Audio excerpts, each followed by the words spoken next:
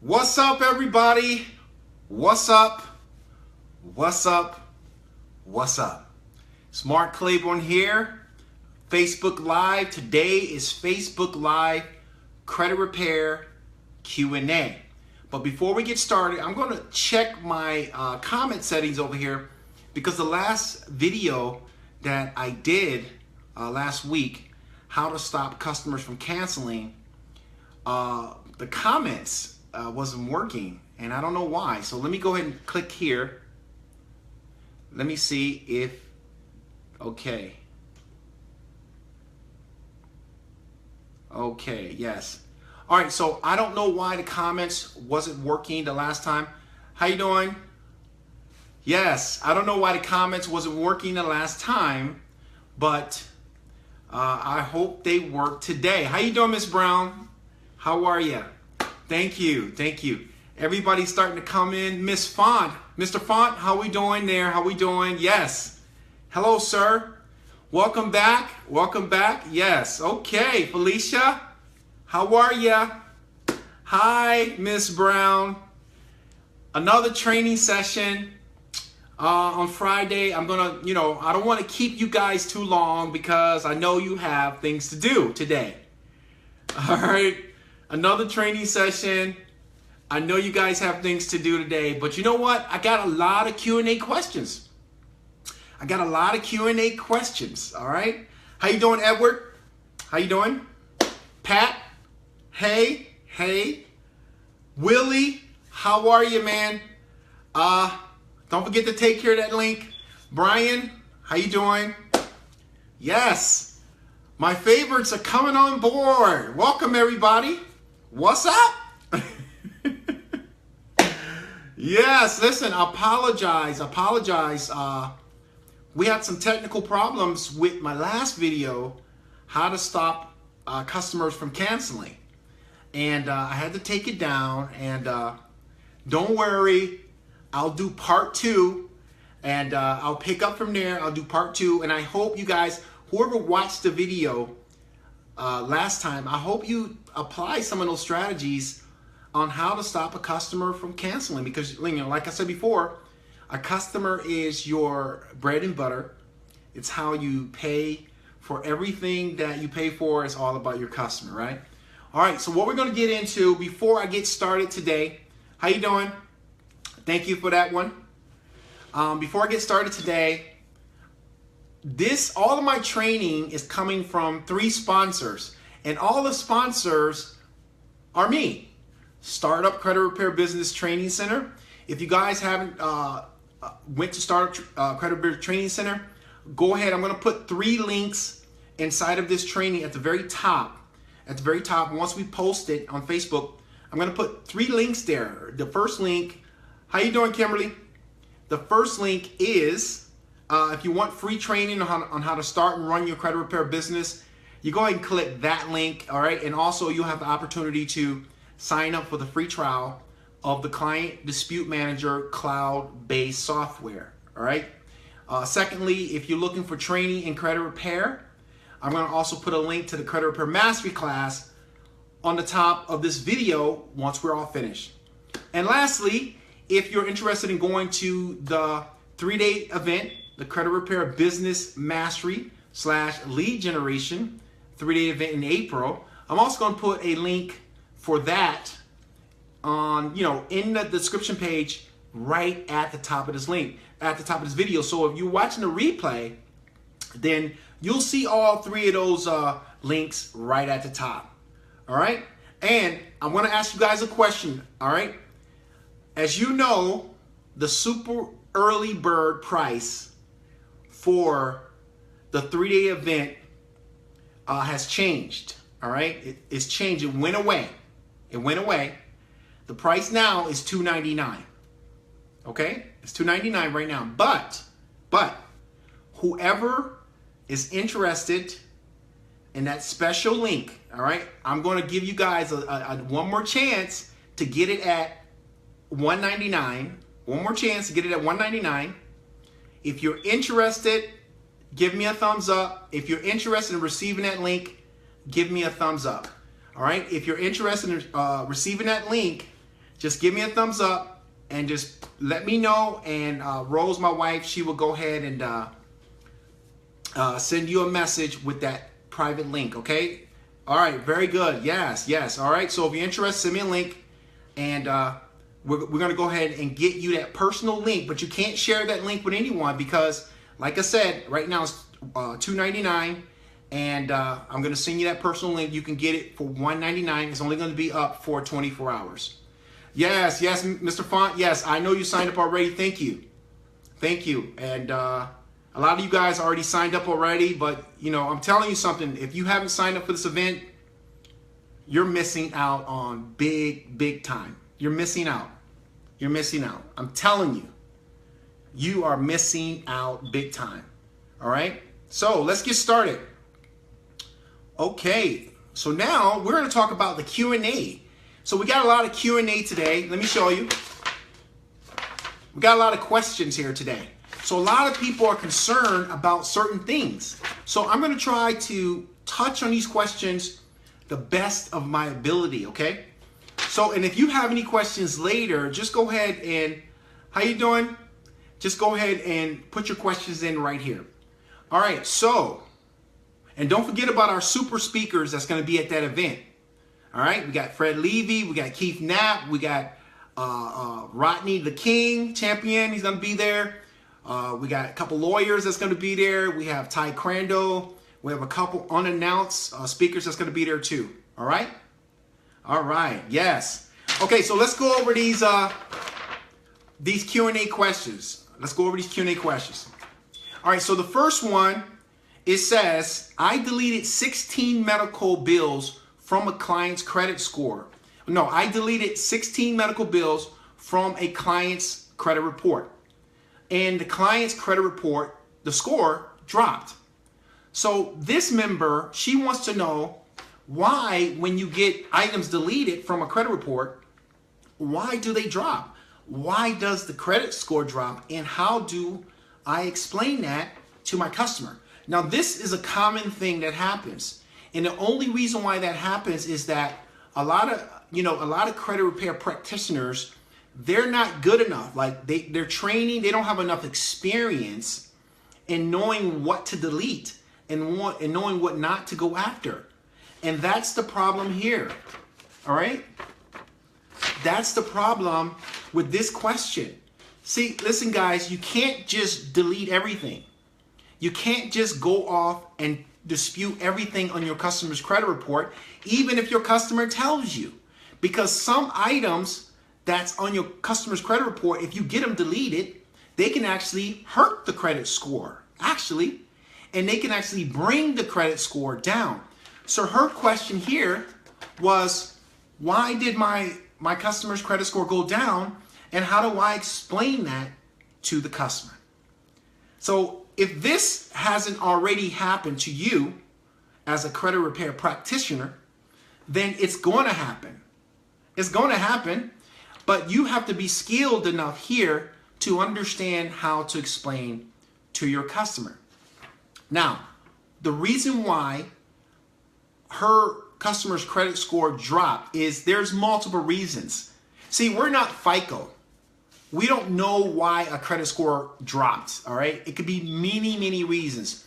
But what I can tell you, though, is that based off of experience in years of the game, one of these, or maybe 2 or 3 of these 16 collection accounts that was removed was an old account.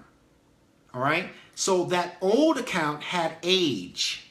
You see, just because you pay account, just because the account is paid off, it still has age. And if it has age on it, it's helping the credit score because of the length that that account has been on your customer's credit report. So as you know, one of the 5 factors of the FICO score is how long have you had credit? So if you go deleting negative items with a lot of age on it, then that can definitely tank your score. Now we've seen this over and over and over. You delete a charge off that's 5 years old and the score drops. Now no one knows for 100% sure if that is the case because FICO is not telling you that.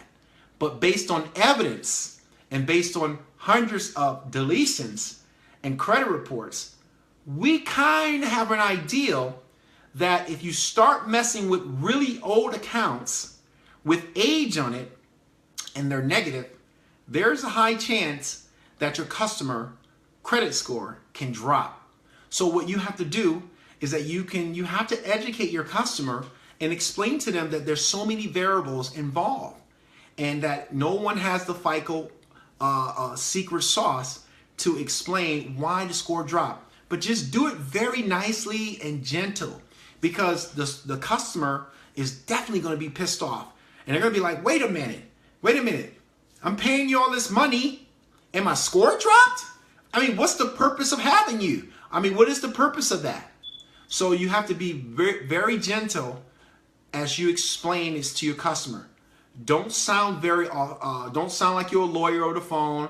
Sound very compassionate with your voice, and listen to your customer and ask your customer, do you understand what I'm saying? Because I want to make sure you clearly understand. All right? So that's that question. So here's my this is like a baby Coke. It's for my daughter. So I'm just going to have a little bit of it because, you know, when you're talking for a long time, it gets dry, right? This is like a baby Coke, Diet Coke. All right. So how's everybody? Yes. All right. So let's go ahead and go on to the next one. So the next one is advanced disputes. So a lot of people, I mean, that question came in. How you doing, Pat? Watermark. I know, Pat. I know. I need to be drinking water. I know that. I know I shouldn't be drinking soda all the time. I know. I know. I know I shouldn't be drinking this soda all the time. All right? But just can I just have one? Just this one. Just this one. All right? I didn't have any more water left. I looked in the refrigerator, there's no more water left, so I had to get this. All right. So the second question about advanced dispute techniques, okay? So, you know, a lot of people keep asking, what are these advanced techniques? Do you know any advanced techniques? Yes, I mean, if you've been in this game for a long time, you're going to know more than what the average person knows, period. There's people that know more about what I know, right? But advanced techniques is just basically knowledge of how to get inaccurate information removed from a customer's credit report. It's just knowledge that you don't know yet. That's all it is. It's just a way to deal with the credit bureaus in a way that you just don't know yet. That's all advanced strategies and techniques are. And you know what? Sometimes it takes you a long time to learn those things. And that comes with trial and error. Unless you buy a product that teaches you advanced strategies and techniques. Now, you can learn it really quick by buying a product, or buying a book, or buying coaching session. I had a coaching session with a young lady last week. I spent 1 hour with her, and I taught her 4 advanced strategies that probably a lot of people don't know. That's on this call right now. It's because she invested in the coaching session. She just didn't know how to get around the charge-offs. She didn't know how to deal with doctor's offices and medical bills that put high lab bills on her credit report. She just didn't know the different ways, thinking outside of the box, to get people to take action. You see, organizations, when if the doctor sends you a medical bill, for example, and they say that they ran lab results, or they give you a bill saying, well, I ran these labs for you, and you get this bill and it's $800. But you didn't give the doctor authorization to run all that lab work. But yet they're saying you have to pay this bill of $800. So most people would either not pay it, or they will just let it go to collections. But why would you let it go to collections when you can? There's ways that you can deal with the clinic or the hospital that'll get them to reduce that bill down. So that is what I call advanced tactics. It's thinking outside of the box, different strategies that you can use to fight for your rights and to fight for your consumers' rights. All right. And I'm not just talking about just standard disputes, like just sending a dispute letter. No, sometimes you have to go beyond to make things happen, but you got to stay within the law. But no one says you can't do certain things to make people, organizations, professionals to correct billing errors, right? So when you're looking at advanced techniques, a lot of people don't give away their advanced strategies. They're just not going to do it. You have to pay for that stuff, all right? You can't just get everything free. You know, a lot of people have the wrong mind thinking. You're thinking wrong. Why would somebody give you 10 years of experience for free? Think about it. Would you? Would you give somebody 10 years of your knowledge for free? No, because you know what? It wasn't free for you. And you learn from trial and error. So even in the group, in this group, and all these other groups, you know, people are not going to just give you all of the secret sauce. If you want to learn advanced techniques, you hire a coach. If you want to learn advanced techniques, you go to a boot camp.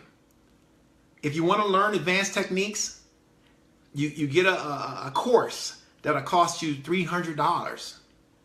So, you know, we can't get everything for free. I didn't get everything for free. I had to study. I had to practice. I had to buy things. I had to get coaching from some of the best. All right. So that's the same thing that you have to do if you want to learn advanced strategies when it comes to trying to get inaccurate information off of a customer's credit report. All right. So let's go to the next question. All right. Hawkins, Mr. Hawkins, he wants to know, what are some of the best ways to get affiliates? Well, I can answer that for you pretty quick. Networking. That's it. Become a master networker. Go where your affiliates are. You can't be afraid to network. All right? Go where your affiliates are. It's really simple. Network. Find out who deals with customers with bad credit. You got to do a little work. Remember, it's not going to be handed to you. Find out who deals with customers with bad credit. That's a key. Find out who deals with customers with bad credit. Once you find that out, network. That's how you get affiliates. All right. Third question, what are the pros and cons of outsourcing? And are there contracts to protect you and your client? What to look for, red flags, and what to stay away from? You know, we get this a lot about outsourcing. This person wants to know, what are the pros and cons of outsourcing? Right? And what are the red flags? Are there agreements associated with it and all that stuff? Yes. Here are the pros and cons. The pros of it is that you don't have to really do anything. All you have to do is go out there and get customers.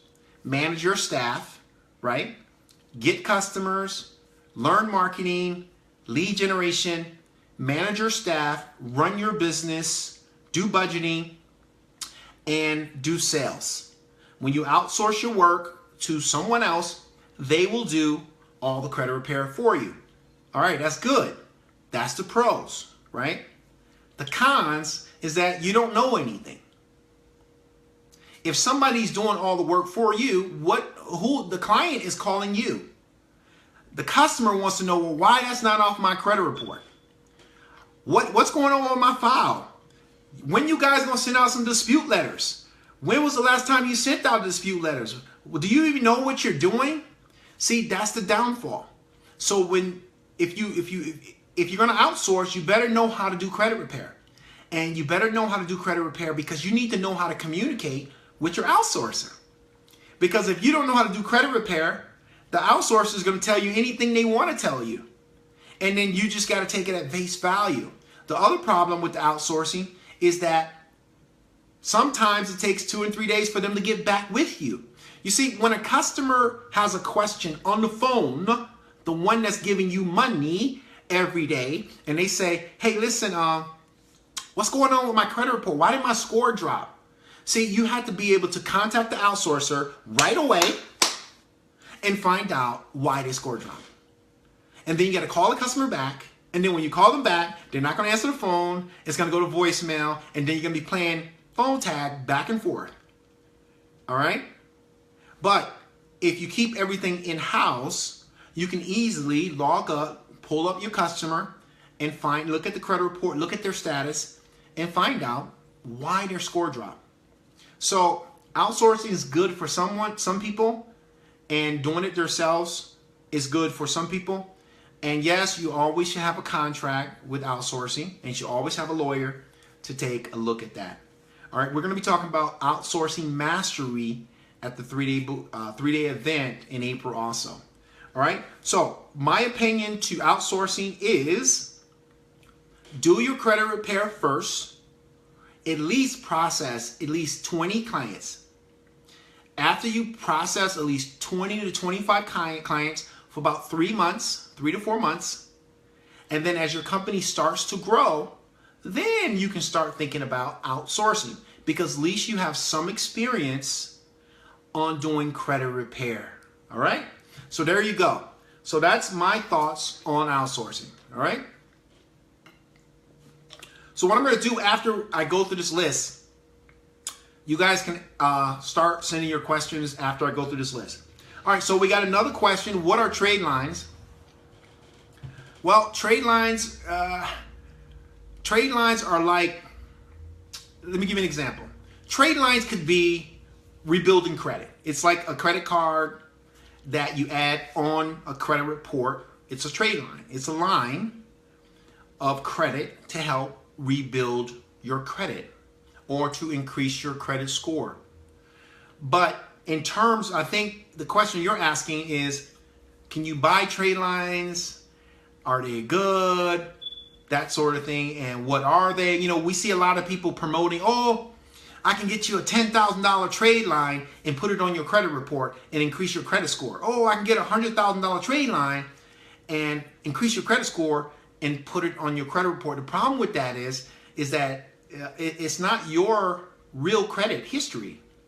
You're buying somebody else's credit history and you're placing it on your credit report to artificially increase your credit score. Because once that trade line, once you stop paying for that trade line, that item can get removed from your credit report and then your score drops. So I don't mess around with trade lines myself. I don't recommend them. You can do what you want to do. I recommend products to help rebuild my customers' credit the right way. Secured cards, authorized users, bank loans, co-signing, credit union loans, all of those techniques, okay? Paying the credit cards down, to 30%. We use all of those basic strategies to help customers rebuild their credit. We stay away from trade lines, and you should too. All right, yes. Okay, so got another question. A friend wants me to do a free workshop around credit repair. What content should I cover in the free workshop? And what is the call of action strategy? Great question. Doing credit repair workshops is perfect. The thing is that you have to get bodies into the workshop. All right. So you can do a local one, but you have to get bodies into the workshop. So the question is how are you going to get people to come to the workshop? So that all goes back to the same thing. Lead generation. Lead generation. I think I mentioned that many times. Lead generation. Without leads, you have what? No business at all. It dries up and you quit.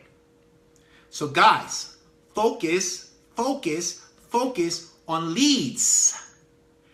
Focus on lead generation.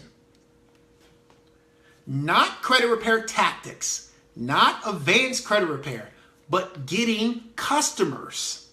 How can I get customers? Where are the customers?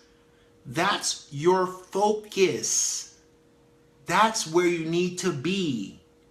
Okay? Because if you outsource your work, you got to get customers. All right? I see this a lot. We get so many questions about credit repair. And I'm just like, why are you asking me thousands of questions about credit repair? And no one is asking me any questions about lead generation, where that's where most of all the money is. Without leads, you have no business, period. All right? So the question is can you, is it good to do a credit repair workshop? Absolutely. The question is, you have to build your strategy to get people into the workshop.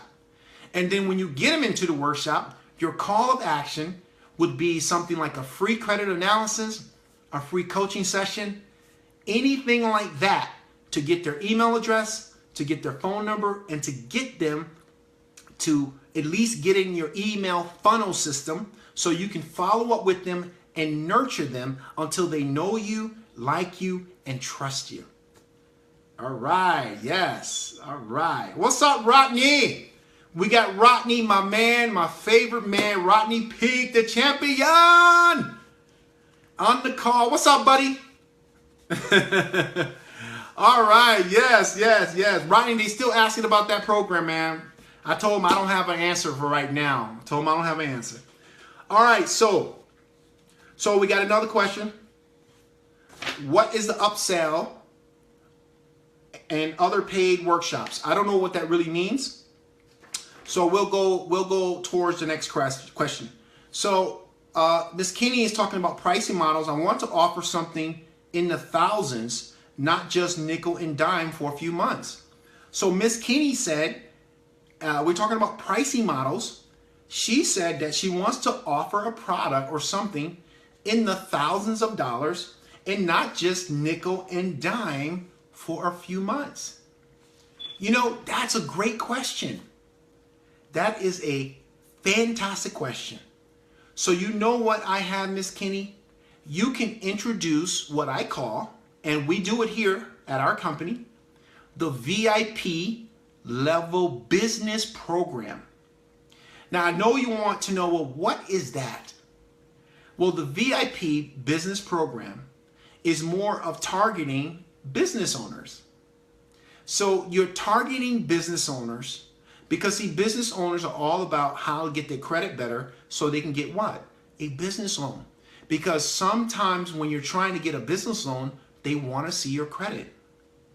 So if you want to make more money, target business owners and ask them, you know, that, or tell them that you can help them improve their credit so they can get approved for a loan, so they can grow their business. But you charge a premium. You charge a premium because you have to treat them on a VIP level status. All right? Like their calls get returned within an hour. You give them gifts every month. You take them out to dinner. Stuff like that. So if you are charging like a large amount, but you can't charge them up front $1,000. You can't do that. But you can charge them like $400 a month or $500 a month, but you have to give value for that $500 a month. All right? So you can't just say $500 a month. All right? You got to give value for it, and it has to be documented in your contract that you give that business owner. So remember, ladies and gentlemen, if your prices are high, you have to be able to demonstrate why you're charging me $1,000. And you can't take the money up front, all right? But if you do a credit repair cruise and you invite VIPs on a cruise, you can bundle it where they pay a certain amount of money, all right, after the cruise is booked, and then they pay the balance. All right? All right. Let me see. I think Rodney has a question. All right, so let's go on to the next one. Can I start by doing specials to help get my name out? All right, so I do remember this question. This young lady wants to know, like, how can she start to get her name out?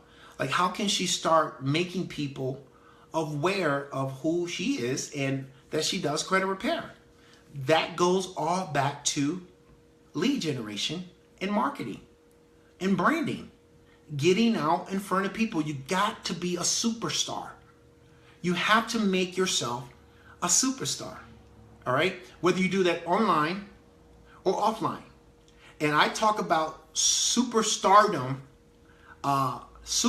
status in our 3-day event. I talk about how to make yourself famous on the internet and off the internet so everybody loves you and they want to do business with you.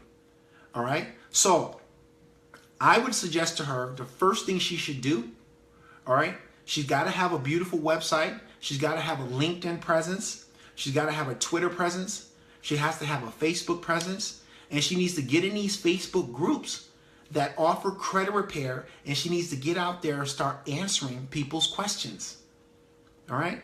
You have to make yourself known. You have to be the authority in your industry before people believe in you. All right? So I hope that answered your question. All right, so Ruben, he said, credit repair 101, the wording in a round one. So what Ruben wants to know is, what should the wording be? What should the wording be in the first dispute letter that you send out? All right, that's what Ruben wants to know. What should the wording be in round one? Well, you know, Ruben, listen, everybody has different ways of wording, all right? Everybody has, there's no one way of wording a letter in round one. But remember, you always want to follow the law and you want to be compliant when you're writing the letter. So what I suggest you to do is, after you interview your customer, if your customer tells you a reason on why an account is inaccurate, put that reason there. You don't have to make up your own reason. Put what the customer said. If the customer said, well, I wasn't late because I paid my bill, I don't know why they put me in collections, put that. If your customer says, well, you know what? I paid it. I turned in the cable equipment and it's their fault because they didn't check the cable equipment in. I have my receipt. Put that. Put exactly that. There's no magic pill in your wording in your first letter. Okay? Remember, everybody has their own theories on how they do what they do. I'm just telling you what we do. All right? We don't put our own wording and all that stuff. We use our customers' wording from the very beginning. Because you know what? What if one day that account ends up in court? If you hire a credit repair company to sue the credit bureau, the creditor, they're going to ask for all the dispute letters that you sent out on behalf of your customer. So you don't want to be lying in your dispute letters. All right. So you want your dispute letters to be genuine. All right. So we got 2 more questions. I got a question here. Hey, Ruben, what's up, man? Mark, the credit history is not complete. Would I say that the file is not accurate? Yes, you can say that. Yeah. As long as you don't lie. You just don't get in the habit of doing that. All right? You do what you want to do. I'm just telling you, just get in the habit of doing it the right way. All right? Listen to your customer. Build your argument based on what your customer is saying. And then you can paraphrase and you can put it in your customer's words, because you know what? The power of attorney that you sign with your customer said you can sign on my behalf, you can work on my behalf. Just don't lie, you know. Make sure you use the word. You know what? Let me tell you something. We use the exact verbiage that the customer says. We don't change it or nothing. We put the same exact words that the customer tells us. Because we know from the beginning, if this ever goes to court, they're going to look at all 6 of those dispute letters, and you have to give all 6 of those dispute letters to the lawyer. And they all are valid dispute letters. All right. 2 more things, and then I'll answer a few questions, and then I'm going to jump off for today. Inquiries. This comes up a lot. Do you know I did a coaching session, a whole hour on just inquiries? I talked to this guy 1 hour on inquiries. All right. A lot of people make a big deal about inquiries. All right. So let me just give you some tips. All right. Inquiries affect the credit score the first 12 months. After 12 months, it doesn't affect the credit score anymore. All right. If you have a lot of inquiries on the credit report, they have to be unauthorized. You know, you have a lot of people going out there trying to dispute inquiries that are truly true. Because you got to remember, if you remove an inquiry that's really attached to a credit card, right, for your customer, there's a high chance if you send a letter, a standard letter to that creditor, and you say, oh, I didn't authorize you to look at my credit report. And then Target says, oh, really? You did not? Okay, well, we just gave you a credit card, huh? Well, you know what? Since you didn't authorize us and you threatened to sue us, we're going to yank your credit card. So you see what I'm saying? So be careful with the inquiries, because creditors can yank and turn off that card if you dispute the fact that you didn't authorize them, or your customer didn't authorize them to pull their credit report for inquiries. All right, let me see. I got a question here. All right, Rob, I'm going to answer that question. Let me finish this last one. Steve had a question on charge-offs. Steve said, hey, Mark, if a charge-off has a balance, is that inaccurate? No, it's not. It's a charge-off, Steve. It's going to have a balance until you pay it, or until your customer pay it, or if they find something inaccurate on it and you dispute it and the credit bureau deletes it. That's it. A charge-off is a charge-off. You didn't pay the bill for 6 months, so the creditor charges it off. That's what a charge-off is. They can't get the money from you. They called you. It was late. They can't get the money. It's charged off. It goes into charge-off status. That's it. It still carries a balance. When you pay the balance, then it's still negative, but it's a paid charge-off. All right? He wants to know, how do you dispute charge-offs? Well, you know, again, you want to do factual disputing. Factual disputing. What does that mean? Look for errors in the reporting. That's what that means. All right. Yes, so I'm going to answer a few questions, and then I'm going to get off. All right, so what do we got here? Pat, let me see. If an inquiry over 16 months old, when it drops off, will the score be affected one way or another? Hey, Pat, listen, you know, I'm not a FICO expert, so I don't really like to give hard quotes on the FICO score. What I do know is that what FICO said is that the inquiries affect the score from 3 to 4 to 5 points. They never give us a definite answer. And I don't think anyone really knows a definite answer but FICO themselves. But they also say inquiries only affect the credit score for the first 12 months. All right? Don't beat yourself up on how much this affects this, how much this affects that, because you don't know. I don't know. No one really knows but FICO. All right? But you can get an idea of what it is based on your experience and customers' credit scores going up and customers' credit scores going down. All right? So I'm going to take a couple more questions. Any more questions? Yes. Any more questions today? All right. So listen, ladies and gentlemen, I want to thank you for attending again. And like I said, if you still want to get that early bird, super early bird, $199 price. Hold on for a second. Got a question. Rob, you said don't forget me. Rob, did you have a question? I'm sorry, I didn't.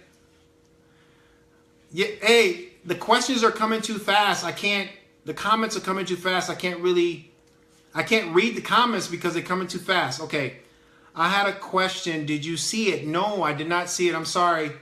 Can you post it again, Miss Nixon? What is the $299 price for? That's John.